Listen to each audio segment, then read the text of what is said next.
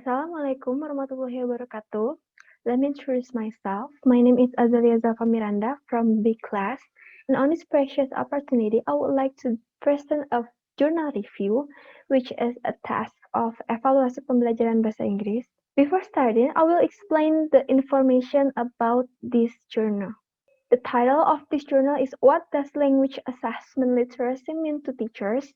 Written by Vivian Berry, Susan C. Hahn, and Sonia Munro.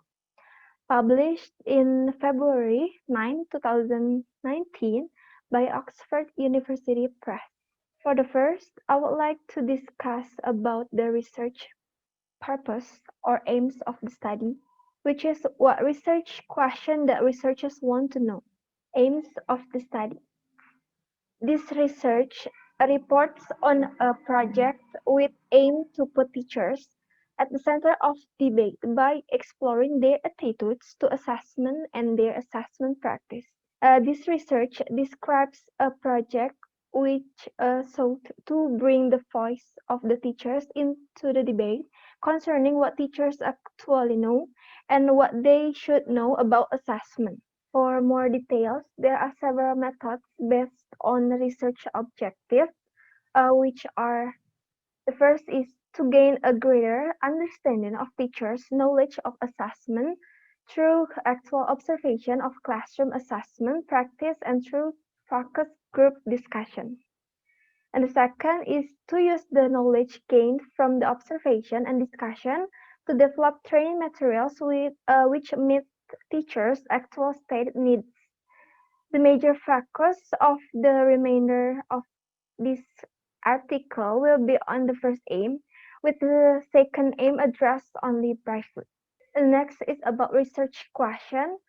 Here are the following research questions in form of this research, which will be answered later in the finding. The first question is, what are teachers' attitudes to assessment? The second question is, how confident do teachers feel about engaging in assessment activities? The third question is about how confident do teachers feel about engaging in testing? The last question or fourth question is, what impact does assessment have on the classroom? The next is data collection and data analysis. This research investigates teachers' practice, beliefs, and attitudes towards assessment through a range of qualitatively oriented research methods, which include individual interviews, classroom observation with follow-up interviews, and focus group discussion. There were three stages of data collection on this research. Stage one is consists of semi-structured interviews with three teachers working in UK university, which explore what assessment training that they had received and the impact of testing and assessment on their teaching practice. The teachers were selected for their range of background and experience, as you can see in the table. And the stage two is consists of classroom observations and follow-up interviews with three different teachers working in a center of study at UK University to determine what assessment practice and teachers actually use in the classroom. Although all the teachers participating in this stage were British, their ELT work experience was very different, can be seen in table 2. The schedule are inspired by schedule made by Colby, Kelly, and Turner in 2007. The schedule lists 16 types of assessment activities. Researchers ticked off whenever they observed an activity for a 3-minute period. Every 3 minutes, a new observation sheet starts. The observation sheet also contains space for notes so that it in addition to nothing take researchers. They can also record a question or question about what they observed. This question and comments were used as a basis for follow-up interviews with the teachers. The interview also includes questions about attitudes towards assessment and the effects of classroom testing and a discussion of teachers' training. The examples of questions are, in the lesson you used both peer and self-assessment. what the aim of using these types of assessment? The next is why did you use self-assessment with the students? Is this something you often use? And last, you shared grading sheets with students. Can you explain your thinking behind this? The third stage of data collection consists of 5 focus group discussion with 48 EFL teachers who work for a large international organization that recruits and trains teachers. The main purpose of this stage was to confirm that the comments from PAS 1 and 2 were typical of a much broader range of English language teachers and to gain additional insight into what activities should be included in a set of online training material. The researchers include teachers who had worked in different countries and who could be considered to represent different parts of the ELT teaching community. Each focus group consists of 6 to 8 participants and was facilitated by researchers who opened a discussion promptly consisting of comments from the teachers respond to stage 2 of the initial question. Participants are invited to discuss their views on the prompts as a group. This procedure was for about 90 minutes with each group. Sorry. The next is the data analysis.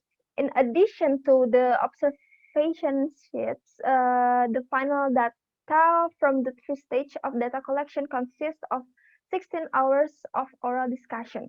The oral data were coded by 2 experienced researchers using the software package, and the name is Atlas.ti version 7. The framework used for data analysis components of assessment literacy are skills, knowledge, principles. That's it. A deductive approach was taken to data analysis with each researchers coding independently, after which the 2 sets of codings were compared. Any disagreements were discussed and a consensus reached. Next is finding.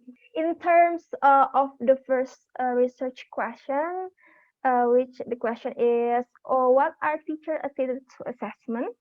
The teacher was spoke to could be described as having somewhat contradictory attitudes toward assessment. Assessment was considered negatively, but good assessment practice were considered part of good teaching, and being a good teacher was, as can be expected, important to the participants. And the answer to the second research question, which the question is, how confident do teachers feel about engaging in assessment activities? The research question, how confident do teachers feel about engaging in testing, would seems to be that many of participants in the project feel unconfident about engaging in either testing or assessment. And in terms of our fourth research question, which the question is, what impact does assessment have on the classroom? It is clear that assessment has a huge influence on the classroom, but the influence may not always be positive. In some way, assessment has become synonymous with testing, and testing could be perceived as having a negative impact on language learning. And the last, I will discuss about the conclusion. The relationship between teaching, assessment, and testing as a practice by the participants in our study can be seen in the figure, where teaching is the overall reason for teachers to be in the classroom. Assessment in its many forms is part of the teaching, and testing is only one phase on assessment, although this is not necessarily how the teachers themselves understand it. Okay, that's it, my review about this journal. Thank you. Wassalamualaikum warahmatullahi wabarakatuh.